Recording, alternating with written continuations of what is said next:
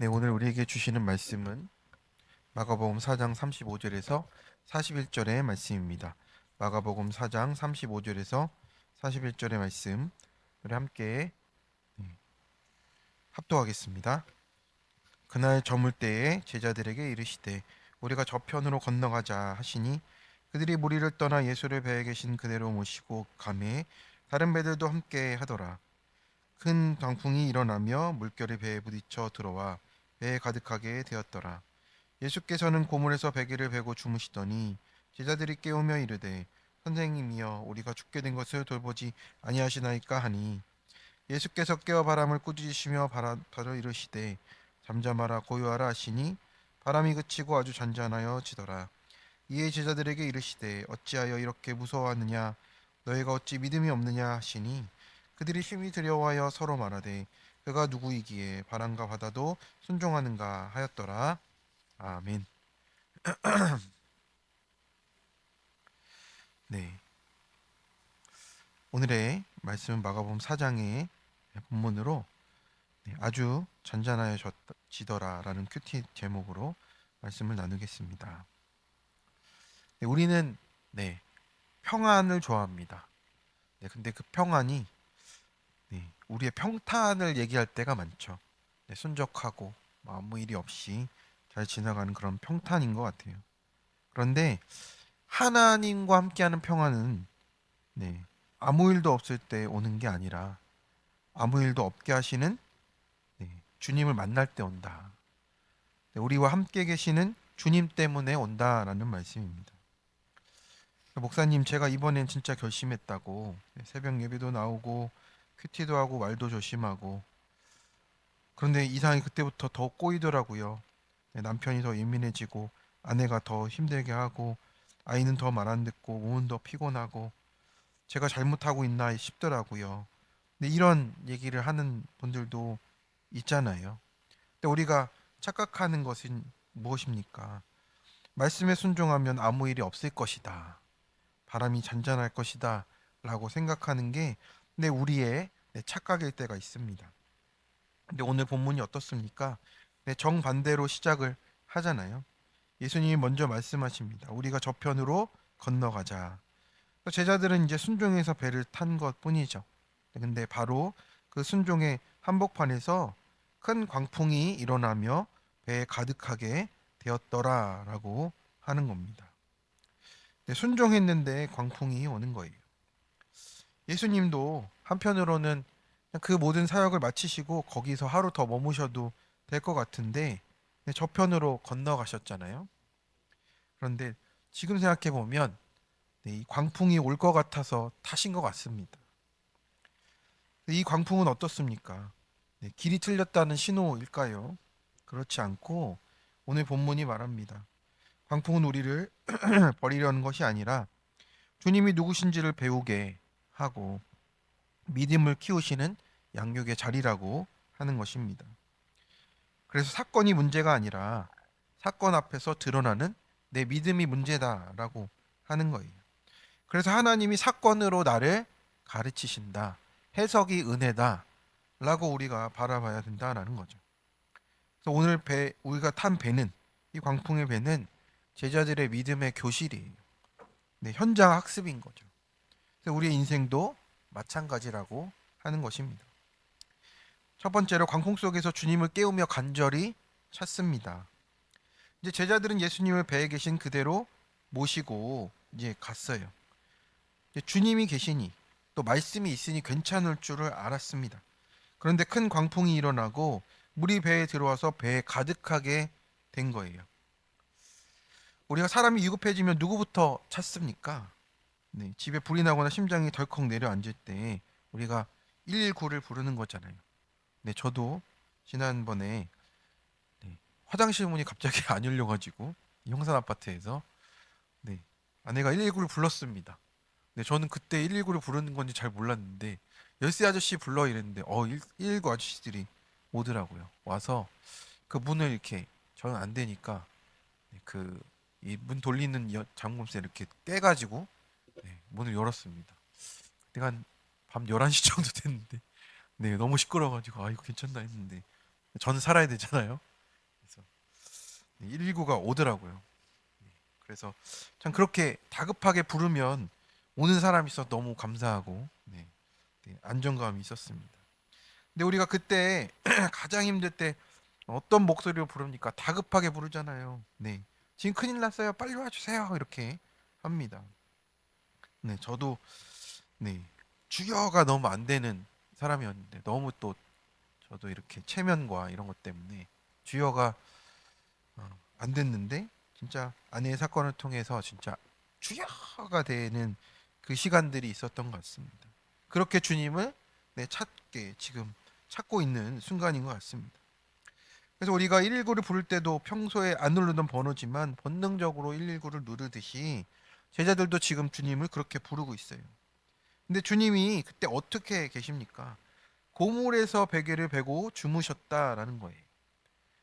아니 이렇게 광풍이 불 정도면 배가 막 흔들릴 정도인데 예수님은 지금 너무 피곤하셔가지고 그냥 고물을 베고 주무시고 계셨다라는 거예요.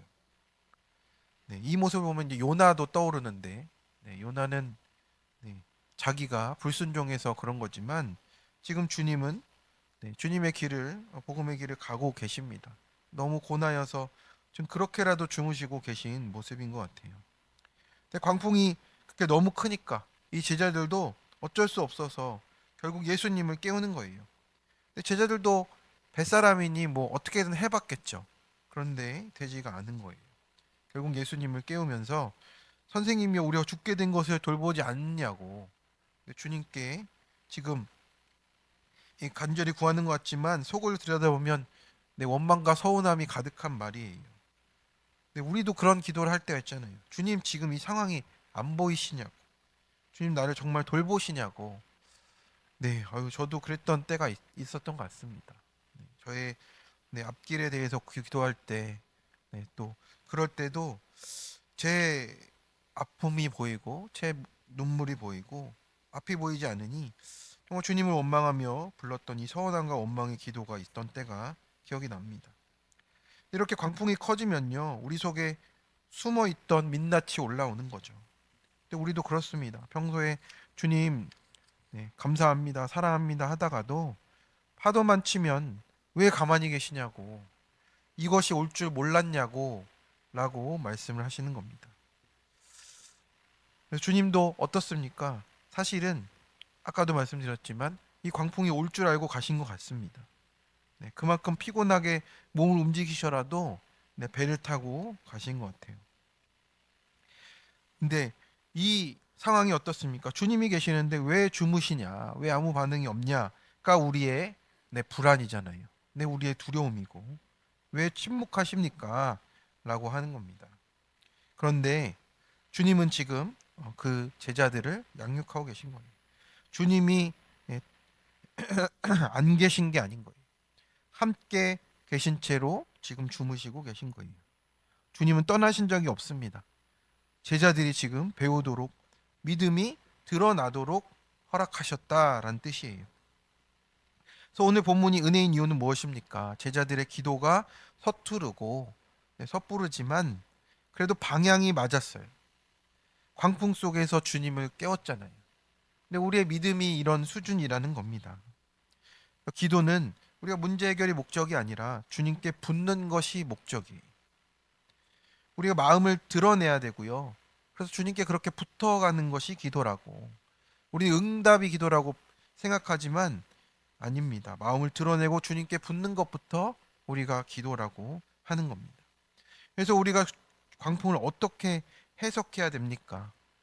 광풍이 우리를 주님께서 떼어놓는 게 아니라 오히려 주님께 매달리게 하는 사건이다라고 하는 거예요. 그래서 내가 두려울 때 제일 먼저 깨우는 대상이 누구인지를 보게 하시고요. 오늘 그래서 우리가 주님을 깨우는 자리로 나아가라 하십니다. 주님 돌보지 않으십니까? 라는 이런 투정 섞인 기도라도 그 기도로 주님께 나아오기를 주님께서 원하고 계십니다. 그게 믿음의 시작이에요. 적용 질문입니다. 내 삶의 광풍이 몰아칠 때 가장 먼저 주님을 깨웁니까? 요즘 주님 왜 안 들어보세요 하는 내 두려움과 원망은 무엇 때문입니까? 주님이 지금 나와 한 배를 타고 계신 선장임을 믿고 은혜를 누리고 계십니까? 네, 두 번째입니다. 광풍을 통해서 믿음의 양육을 받습니다. 네, 운전의 초보의 시절이 생각이 나시죠? 네, 연수 받을 때 날씨는요. 날씨 좋은 날은 괜찮아요. 네, 근데 갑자기 비가 억수같이 쏟아지면 어떻겠습니까? 손에 땀이 나고 와이퍼도 어떻게 켜는지 모르고 옆 차선 차가 쌩 지나가면 심장이 쿡 내려앉습니다. 네, 그때 옆자리 강사가 한마디 하죠. 핸들을 꽉 잡고 앞을 보고 브레이크는 부드럽게 밟으라고. 괜찮다고. 내가 옆에 있다. 라고 하면서 이렇게 안심을 시켜주는 네, 강사님이 계십니다. 비는 초보를 괴롭히려고 오는 게 아니라 실전의 운전을 배우게 하는 네, 그런 사건으로 오는 것이죠. 네, 저도 운전 이렇게 연수 받을 때 많이 혼났던 기억이 납니다. 남자가 왜 이렇게 운전을 못해? 뭐 이래가지고 네, 참 부끄러웠는데 네, 그래서 살려고 하다 보니 살려고 하니 되더라 이런 생각이 들었습니다. 그래서 오늘 광풍이 그렇습니다. 제자들에게 믿음을 연수해주고 계세요. 예수님이 깨어나셔서 하시는 것은 네, 긴 설명이 아니었고요. 네, 권세의 말씀이었어요. 잠잠하라, 고요하라 라고 말씀했습니다. 여기서 명령이 매우 강했어요. 잠잠하라는요. 입을 막으라, 침묵하라라는 뜻이에요. 그리고 고요하라는 묵겨라, 진정되라라는 뜻이에요. 그러니 이 사나운 이 광풍을 입을 막고 주님께서 묶어버리는 그런 강력한 명령으로 이 광풍이 멈춰지게 하시는 것을 보여주십니다. 네. 주님의 그 말씀의 결과가 무엇입니까? 바람이 그치고 아주 잔잔하여졌다라고 말씀을 하는 거예요. 여기서 중요한 것은 무엇입니까? 주님은 바람만 멈추시는 게 아니라 잔잔함까지도 책임지신다라는 것입니다.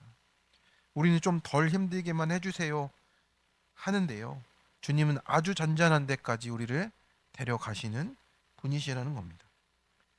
그리고 이제 주님이 제자들에게 묻는 것이죠. 어찌하여 이렇게 무서워하느냐? 그래서 주님은 무엇을 무서워하냐고 물어봤을까요? 왜 광풍을 무서워하느냐 봐도 그것보다 왜 너는 나와 함께 있는데도 그렇게 무서워하느냐를 다루시는 거예요. 광풍은 바깥 문제입니다. 주님은 제자들의 안쪽에 있는 믿음을 양육하시는 겁니다. 그러니까 제자들은 마지막에 이렇게 고백하는 거예요. 그들이 심히 두려워하여 그가 누구에게 바람과 바다도 순종하는가. 처음에는 광풍이 무서웠습니다. 근데 끝에는 주님이 누구신지를 깨닫는 두려움이 생긴 겁니다. 이 두려움은 공포가 아니라 경외인 거죠. 주님이 잠잠케 하시는 것은 상황만이 아니라 내 마음의 공포까지, 우리의 두려움까지 다루시는 겁니다. 그래서 이 광풍을 통해서 나를 편하게가 아니라 주님을 크게 보게 하시고 주님이 누구신지를 알게 하는 것. 이게 믿음의 양육인 것입니다. 그래서 고난은 벌이 아니라 양육이 되는 것이죠. 하나님이 사건으로 내 믿음을 지금 키우고 계시는구나. 이렇게 해석하며 가야 오늘 한 걸음을 걸어갈 수 있는 겁니다. 근데 광풍이 없었다면 우리는 주님을 여전히 도움을 주는 분 정도로 생각하는 거예요. 그런데 광풍이 오니까 내가 어찌할 수 없는 일이 오니까 누가 주님인지를 깨닫게 됩니다. 주님이 창조주이시고 말씀의 권세를 가지신 주권자이심을 배우게 되는 것이죠. 그래서 내 삶의 광풍이 주님이 나를 버린 게 아니고 주님이 나를 양육하시는 자리임을 믿는 것입니다. 그런데 우리가 또 이 본문을 보면요. 이제 6장과도 연결이 돼요. 6장에 광풍이 한 번 더 옵니다. 그죠? 이 광풍에서 우리 양육이 이렇게 깊어져요. 이 배에서는 어떻습니까? 주님이 보일 때 믿는 단계예요. 그러니 어떻게 됩니까? 주님이 지금 누워 계시잖아요. 근데 다음에 배 탈 때는 주님이 그 배에 안 계세요. 그러니 주님이 보일 때 믿는 단계에서 이제 나중에 6장에 나오는 광풍은 주님이 안 보이는 것 같아도 믿는 단계로 가야 되는 거예요. 그래서 우리가 내 방식으로 오지 않아도 주님을 알아보는 단계까지 가게 하시는 게 믿음의 양육입니다. 성도 여러분, 믿음은 광풍이 없는 삶이 아니라 광풍 속에서도 주님이 누구신지를 알아보는 훈련이라고 하는 겁니다. 오늘도 배는 흔들릴 수가 있습니다. 하지만 주님이 한마디 하시면 우리 인생에도 아주 잔잔하여 지더라의 인생이 되는 겁니다. 우리 청년의 간증입니다. 알코올 중독 아버지 밑에서 아주 가족들이 힘들었다라고 합니다. 청소년기의 방황을 시작하게 되었고, 남동생과 아버지 때문에 공부하셨던 어머니는 이제 그때야 가정 중에서 힘쓰는 교회로 나가게 되었습니다. 그래서 얼마 뒤에 온 가족이 어머니와 같은 교회로 옮기게 되었고, 한 말씀을 듣기 시작했습니다. 그래서 가정의 고난으로 청소년기를 보내고 청년이 되게 되고서는 불안장애와 우울증, 불면증으로 하나님께 살려달라 부르짖었습니다. 하나님은 그렇게 절박한 저에게 주님을 만나고 주님을 찬양하는 삶을 살 수 있게 해주셨습니다. 아버지의 술주정도 그렇게 잠잠해지는 듯 했습니다. 그런데 몇 달 전에 아버지가 또 술을 걸치고 와서 자고 있는 어머니를 못 살게 굴고 육탄전을 벌이고 어머니 앞니는 부러지고 아버지 손목에는 피가 흘렀습니다.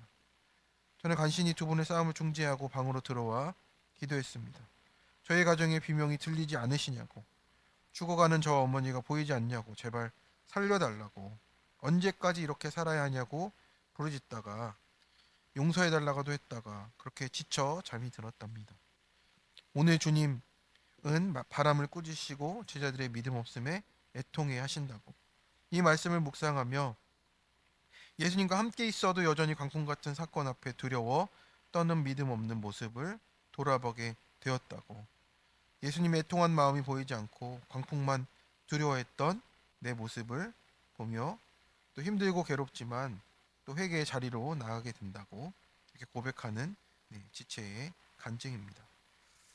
그래서 지금 모든 것이 해결되거나 바뀐 것은 없지만 내 곁에 계신 광풍을 잠잠케 하시는 예수님의 제자로 삶을 잘 살아내기를 소망한다고. 매일 밤 자기 전에 아버지를 사랑하는 마음을 구하는 기도로 또 실천하며 나아가겠다고 이렇게 적용을 하고 있습니다. 그렇습니다. 우리가 광풍을 지나는 중일 수도 있어요. 아직도 그럴 수가 있습니다. 그래서 그 가운데서 내가 누구와 한 배를 타고 있는지를 잘 붙잡고 가시기를 축원합니다. 주님께 가까이 붙어서 말씀으로 양육받으며 가는 인생 되시기를, 그래서 주님의 그 잔잔한 데까지 이르게 하시는 주님을 온전히 만나시는 우리 모든 성도님들 되시길 축원합니다. 적용 질문입니다. 지금 내가 가장 두려워하는 것은 상황 자체입니까? 통제권을 잃는 것입니까? 광풍을 잠잠하게 하시는 분은 누구십니까? 지금 광풍이 주님께 내 삶을 맡기게 하는 양육임을 깨달으십니까? 오늘 광풍을 잠잠케 하시는 주님과 함께 여전한 방식으로 큐티하기를 적용하시겠습니까? 함께 기도하겠습니다. 거룩하신 하나님 아버지, 오늘 우리 삶에 찾아오셔서 잠잠하라 고요하라 하시며 이 광풍도 아주 잔잔하게 하시는 주님의 그 권능을 우리가 보게 됩니다. 주님, 우리 마음에 우리 삶에 찾아온 이 광풍이 있습니다. 그런데 그것을 주님보다 더 크게 보고 그것을 두려워했던 믿음 없음을 이 시간 회개하오니 용서하여 주시옵소서. 기도보다 신뢰보다 원망이 앞서고 내 사랑과 방법을 붙들었던 우상을 내려놓게 하여 주시고, 지금 주님이 함께 계시니 내 옆에 계신 주님을 붙잡고 우리가 간구할 수 있도록 주님 붙잡아 주시옵소서. 말씀으로 말씀하여 주시옵소서. 잠잠하라 고요하라 하시니 모든 것이 잠잠해진 것처럼 내 안에 불안과 공포부터, 하나님 없는 그 두려움부터 하나님 다스려 주시옵시고, 이 광풍이 끝이 아니라 믿음의 양육임을 알아 하나님께서 함께 하시는 그 인생을 살아가도록 주님 붙잡아 주시옵소서. 가정과 일터, 건강과 관계의 문제로 흔들리는 성도들을 붙잡아 주시고 오늘 필요한 은혜와 일용할 힘을 공급하여 주시옵소서.